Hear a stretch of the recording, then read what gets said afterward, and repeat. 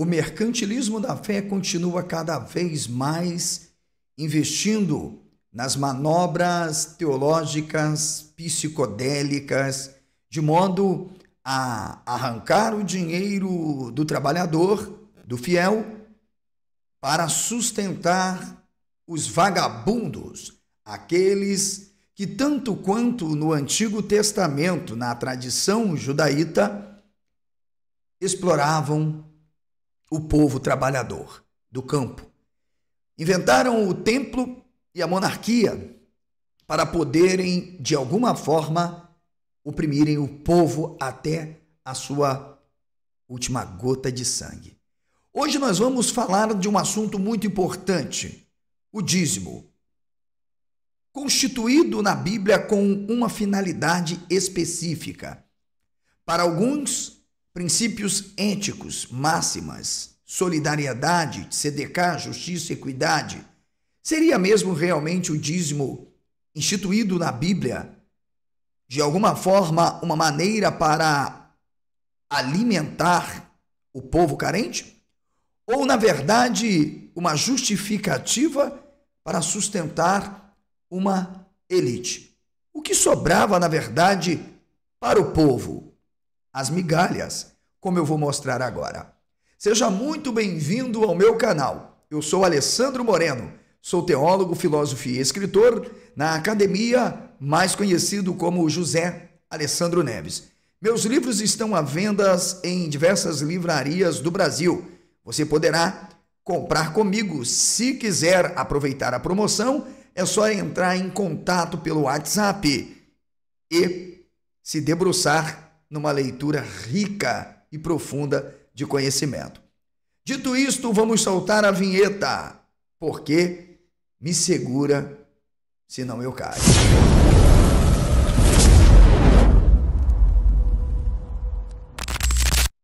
Sem delonga, vamos assistir este show de contorcionismo, de exegese, de canalice, de vagabundagem, praticado por este tal pastor aí. Vem comigo, Brasil.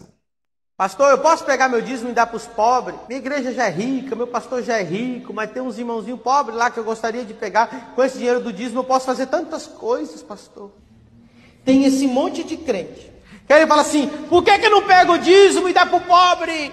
Ele tem essa mania de que ele quer pegar o que é de Deus, porque Deus disse que o dízimo é dele, ele é o Senhor. O que esse povo quer fazer? Pegar o que é de Deus e dar para quem? Sabe o que é isso? Diga comigo: espírito de Judas. Porque quando aquela mulher veio com o vaso de alabastro quebrar os pés de Jesus, o que Judas falou? Ei, por que não pega isso aí e dá para os pobres? Jesus falou: cala tua boca, Judas. Ela está ofertando o melhor para mim, o melhor não é para dar para os pobres, o melhor é para dar para mim. Judas não estava nem aí com os pobres, ele só queria tirar o que era de Deus. Judas não estava nem para pobre, coisa nenhuma. Ele era que era ladrão. Esse povo que fala que é para pegar o de Deus e ficar dando para os pobres, na verdade não está nem aí para os pobres, ele só quer tirar o que é de Deus. É o espírito de Judas que está nele. É o espírito de Judas que não quer deixar honrar os sacerdotes, que não quer deixar honrar os homens de Deus. E por isso, e é isso freia a bênção de Deus sobre a igreja. Porque enquanto o sacerdote não for honrado, a igreja não vai prosperar. Já não basta a teologia do inferno, criado lá na Borgonha, que determinava praticamente a excomungação daqueles que não entregavam o dízimo. Não basta chamar o crente sonegador de dízimo de ladrão. Bem, pelo menos para os crentes, para o adepto vale, mas pastor que sonega 25 milhões em impostos, não, ele não está roubando a Deus. Bem, se toda autoridade foi constituída por Deus, o Estado e a identificação diz, ele está roubando. Agora vem comigo, vamos mostrar, pessoal, a que ponto chega esses líderes evangélicos que, na verdade, querem viver às custas do povo. Não basta o teatro dos milagres, né, do falso curandeirismo, do charlatanismo, o estelionato diretamente, mas eu queria saber onde está escrito isto na Bíblia. Olha, o Antigo Testamento institui sim a determinação para o povo, após a sua constituição, para coletarem impostos, mas era um dinheiro? Não. Era dinheiro? Não era dinheiro. Era tudo aquilo que pudesse dar subsídio para uma classe de sacerdotes na monarquia e no templo. Veja, para estas classes viverem exclusivamente a serviço dessa estrutura elitista, sobretudo servindo ao rei da Pérsia, Ciro. Portanto, o dízimo, na verdade, não era um ato de adoração ou de culto. O dízimo era um imposto cobrado àqueles que exploravam determinadas regiões, sobretudo terras alheias, e, portanto, deveriam pagar aos proprietários um valor, um quanto, chamado de maaser. O dízimo, na verdade, diferente do que dizem para você, ele não é citado pela primeira vez em Gênesis. Bem, se você lê a Bíblia dentro de uma cronologia absoluta, objetiva, claro, você vai fazer teologia e acreditar no que a tradição de Suripupedita com Ben-Zahai determinou. Não. Primeiro que a Bíblia não é um livro, se tornou da Bíblia. A Bíblia nada mais é do que um simulacro de textos que foram escritos no decorrer desses dilemas sociais, políticos, territoriais, vividos pelo povo de Israel. Portanto, em cada momento específico, se produzia em suas formas e gêneros aqueles textos que, na verdade, tinham por objetivo fazer parte de um arcabouço bibliotecário da tradição do templo e da monarquia.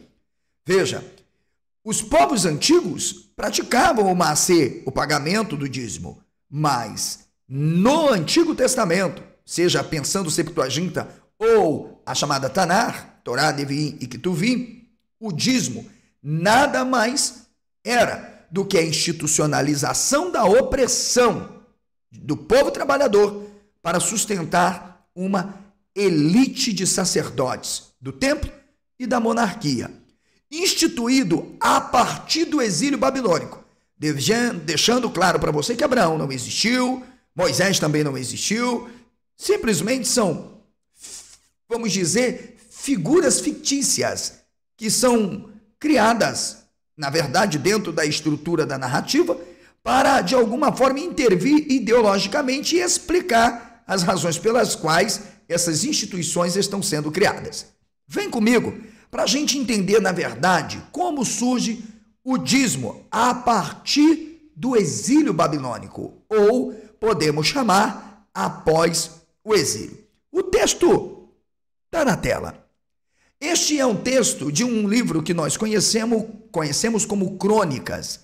É claro que o livro das Crônicas e dos Reis, ambos não formam uma unidade literária. Na verdade, eles são livros formados por enxertos textuais, fragmentos de tradições de sacerdotes. Você poderia ter sacerdote do templo, da monarquia, um sadocita, ou, na verdade, um sacerdote propriamente defensor mais do norte, outros do sul. Enfim, esses dilemas são claros dentro de uma análise intertextual. Veja comigo este texto que está aparecendo aí para você. Eu marquei palavras em verde, palavras em vermelho, tem uma palavra em marrom. Então nós vamos destacar como que essas tributações, elas apareciam em formas ou espécie. Na primeira parte do texto, logo no início aí, acima, da direita para esquerda, como é o hebraico, uma língua triconsonantal e escrita desta forma, você vai ter justamente então Hadavar, Herevur, Bnei Israel, Reshit, Dagan, Tishrosh. Opa, logo no início, veja o que nós temos então, mostrando a instituição do dízimo. E depois que se divulgou esta ordem, os filhos de Israel trouxeram muitas primícias de trigo, pessoal. Veitzehar. Trouxeram, ok? Primícias de trigo. Portanto, você já começou a perceber que não tem dinheiro nesse negócio, mesmo naquela época, havendo as moedas, as pratas, os chamados Kesef ou Kesef, moeda. Mas logo na outra proporção nós temos Shader, o Maaser, Hakol, opa, dízimo de tudo. Portanto, aqui, tudo, o próprio texto vai explicar. Do gado, ok? Dos cordeiros, dos carneiros, do azeite, do mosto. Olha aí os textos, todos apresentando claramente os textos em correta conexão. Agora, o mais interessante é que os filhos de Israel, falando do povo do norte e de Judá, olha aí, traziam, porque eles habitavam nas cidades de Judá. E, portanto, tem um projeto, claro, de uma classe de sacerdote que ainda está em processo de construção do templo, ok? Claro, evidente, não tem primeiro templo, é segundo templo que é o primeiro templo. Se você quiser saber mais, é só adquirir o meu curso exclusivo de análise exegético, histórico, social e indiciária do Antigo Testamento da Bíblia Hebraica, melhor dizendo. Beleza? É fácil, é só se tornar membro do canal para deixar de ser um idiota, um ignorante e continuar vendo a Bíblia como palavra de Deus e Sagrada Escritura ou coisa do tipo. Você vai aprender o que é a Bíblia justamente ao entrar no meu curso. Belezão? Então, vem para cá. Para poder refutar, claro, de maneira muito fácil, isso aqui é só uma introdução, ok? Esse energúmeno que fez essa pirotecnia que você está vendo, que vergonha. Pastor, né? Eu posso pegar meu dízimo e dar para os pobres? Minha igreja já é rica, né? Meu pastor já é rico. Esse pastor não sabe dar, por isso que eu disse, tem aí um tal de Leonardo Salles e tal, é uma papagaiada, e o povo acredita nessa gente. Vamos aprender um pouquinho para você nunca mais dar ouvido a esse tipo de gente. Tudo bem?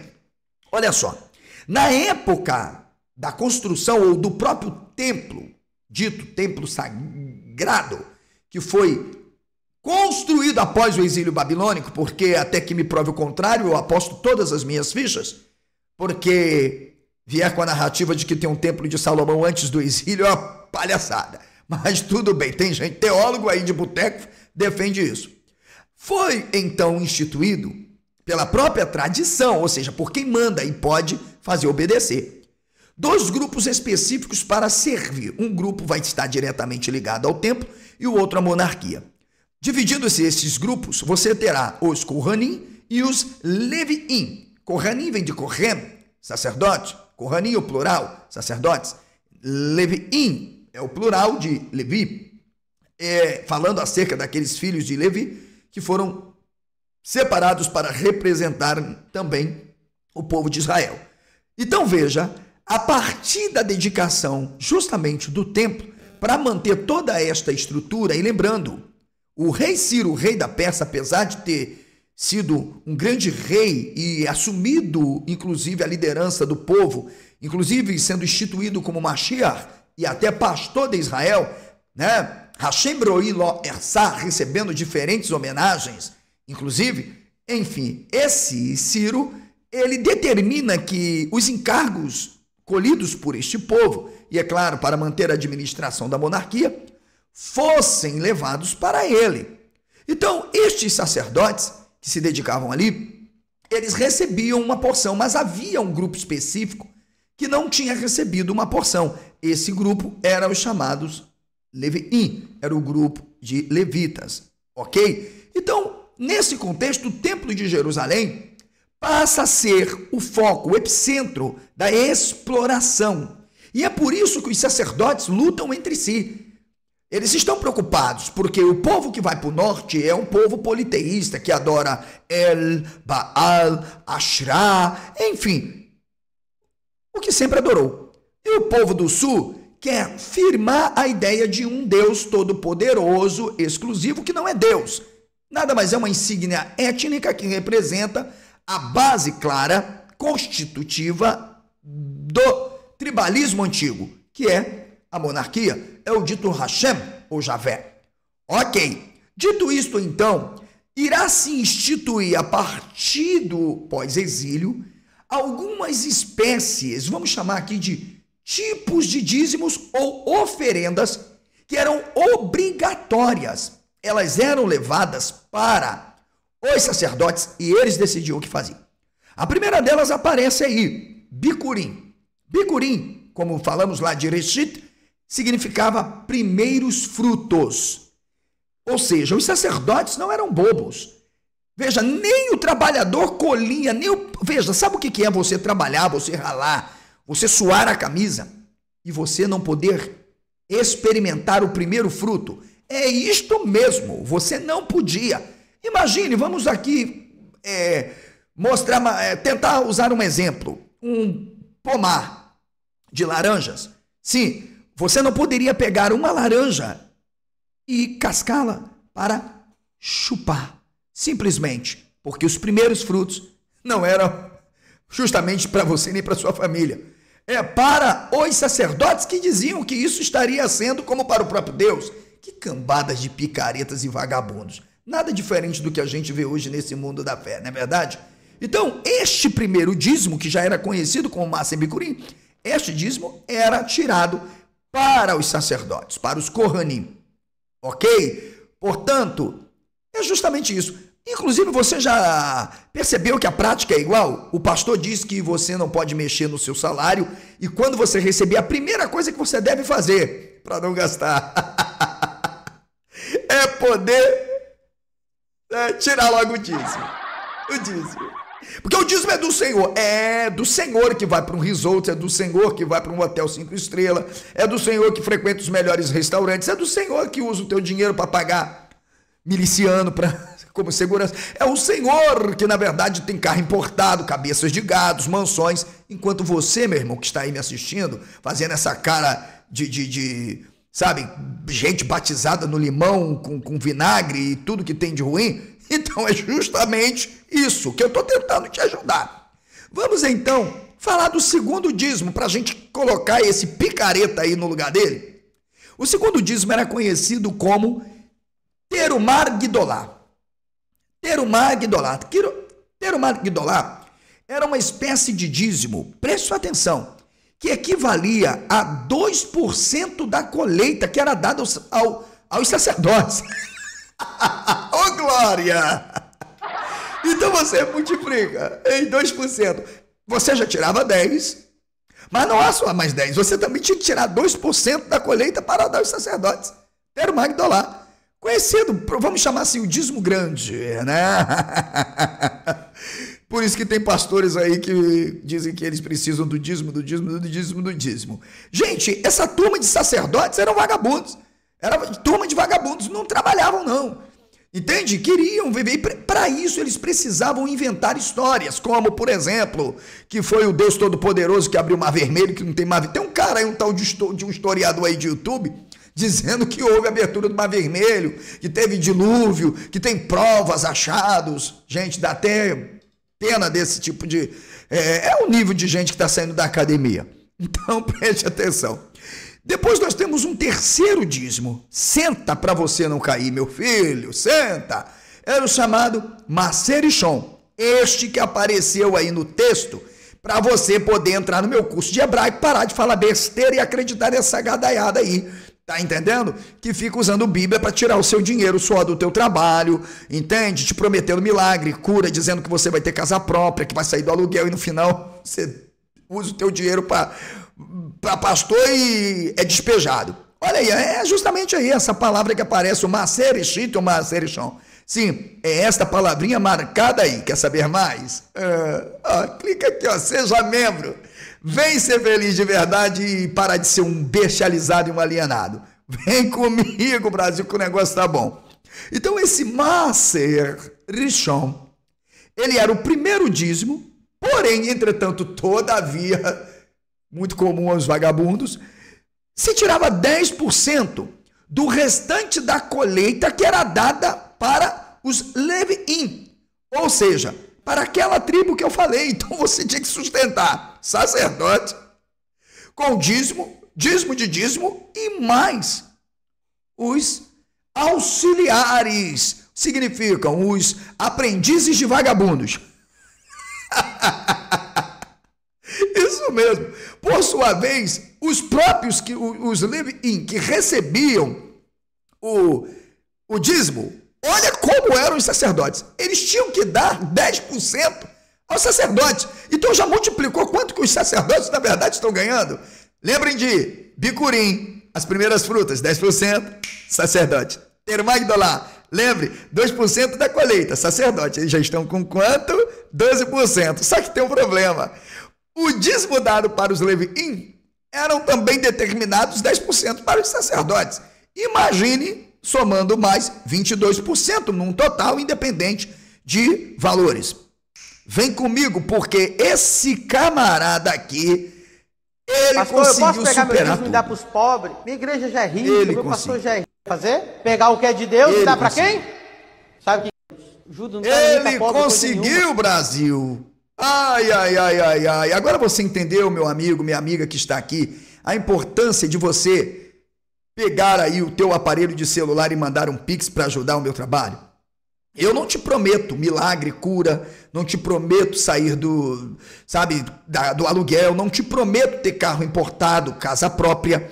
Eu te prometo, com certeza, com um mês no meu curso, você deixa de ser ignorante e alienado. Nunca mais, pode ter certeza, você vai acreditar em cobra falante, jumenta falante, mar vermelho que abriu, cobra que pedra que deu água. Pode ter certeza, você vai aprender a Bíblia como ela é. Pode acreditar. Então, vem para cá que o negócio está ficando bom. Seguindo então, você chega ao dízimo que esse camarada diz que não é para dar para os pobres. Esse cara leu que Bíblia? Possivelmente. Eu não sei. Um quarto dízimo que era tirado, de tudo pode se chamar de migalhas. Olha bem, é justamente isso. Você trabalha, não mudou em nada. Você trabalha, você sua a camisa, você pega ônibus lotados, trens lotados, é proletário, entende? Já não basta pagar impostos ao Estado, é idêntico, é semelhante. Você tem que estar pagando para pastores que te coagem, ainda dizendo que se você não der, tu vai para o inferno, se você não der, Jesus não vai te abençoar. O Deus deles realmente é incrível. Então você preste bem atenção. O quarto dízimo, ele era conhecido como Maaser Sheni. Na palavra Sheni 2, ou pode-se dizer segundo, Maaser Sheni significava segundo dízimo. Esse segundo dízimo, já viu aí na lista, já anotou quantos dízimos? Ele era tirado, preste atenção, no primeiro, no segundo, no quarto, no quinto, no sétimo ano do ciclo sabático. Puta que pariu! Imagine, isto também era levado para os sacerdotes.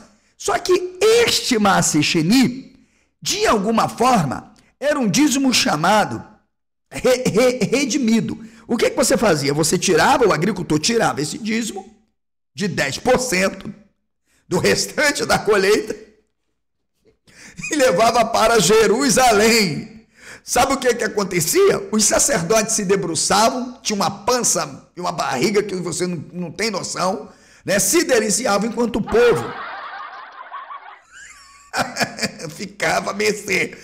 Imagine como era. É por isso que a religião é importante para o Estado. Deu para você entender? Por isso que Ciro investiu pesado para criar os satrapas lá, colocando Neemias, Esdra para inventar um templo, um tal Salomão que nunca existiu e por aí vai. Vem comigo. Agora veja o que sobrou para você. Ah, não esqueci, não era você não estava lá. Para o trabalhador, para o pobre, para aquele que, na verdade, não tinha tanto poder aquisitivo, até plantava, colhia, mas não tinha, de fato, como sobreviver. Havia um dízimo, do dízimo. Vou te falar o que sobrava para o povo. Olha como, não é nada diferente dos pastores de hoje, ok? Maaser Ani, a palavra Ani, aqui, Ani, quer dizer pobre. Aqui pobre é no poder, é no sentido aquisitivo mesmo.